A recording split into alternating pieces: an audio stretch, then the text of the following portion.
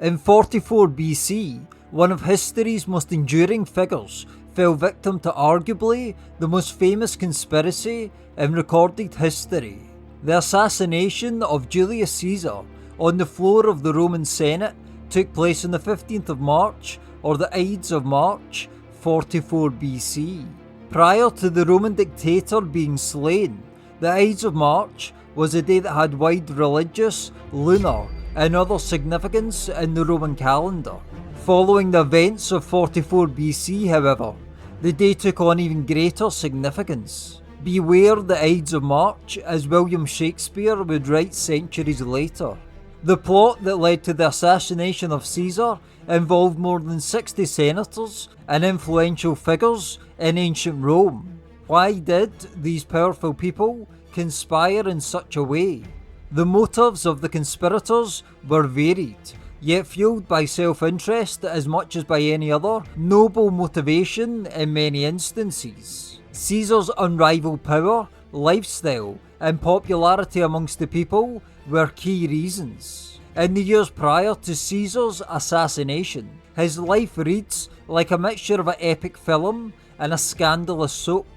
After conquering vast lands in Gaul and other places in the name of Rome and Caesar, of course, the Roman general triumphed in a civil war, became dictator for life, and took an Egyptian queen as his mistress, none other than Cleopatra, who was living in Caesar's villa near Rome in 44 BC. Furthermore, Cleopatra claimed her son was Caesar's illegitimate child. Needless to say, Caesar's epic life created many enemies, particularly amongst traditional factions back in Rome. Among the various conspirators, 3 men stand out as notable players. 2 are well known, made famous by the likes of Shakespeare, namely Brutus and Cassius. Yet there is another key conspirator, someone who knew Caesar much better, making the betrayal much greater. His name was Decimus. From a noble family whose name had lost some shine, Decimus had been a long-term ally of Caesar.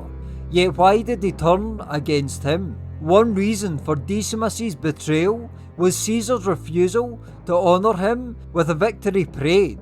Furthermore, Caesar was looking at others to be his successor. In the winter of 44 BC, Cassius, a nobleman and trained soldier, began working on the plot to kill Caesar. He recruited Brutus and Decimus shortly after. Decimus had Caesar's trust and even dined next to the dictator the night before his death.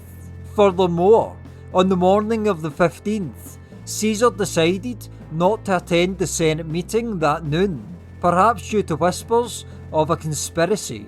It was Decimus who visited Caesar at his home and convinced him to attend the fatal meeting.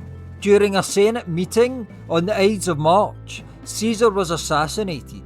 Sitting on a podium in the Roman Senate just after noon, Caesar found himself surrounded on all sides. The Roman dictator was stabbed to death 23 times in a bloody affair.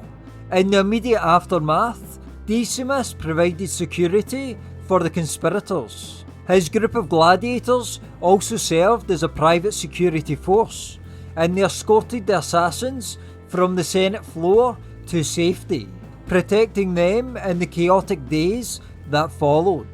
What goes around comes around, however. Less than 2 years after the fatal Ides of March assassination, Decimus was executed after his soldiers turned on him. The following year, 2 of the other main conspirators, Brutus and Cassius, committed suicide after losing the Battle of Philippi.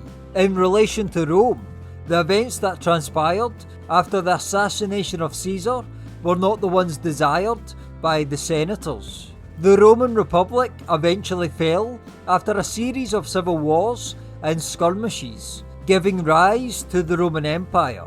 The first emperor of Rome was none other than Caesar's adopted son and grandnephew, Octavian, who renamed himself Augustus Caesar. History knows him as simply Augustus, who went on to rule the Roman Empire for 4 decades, between 27 BC and 14 AD.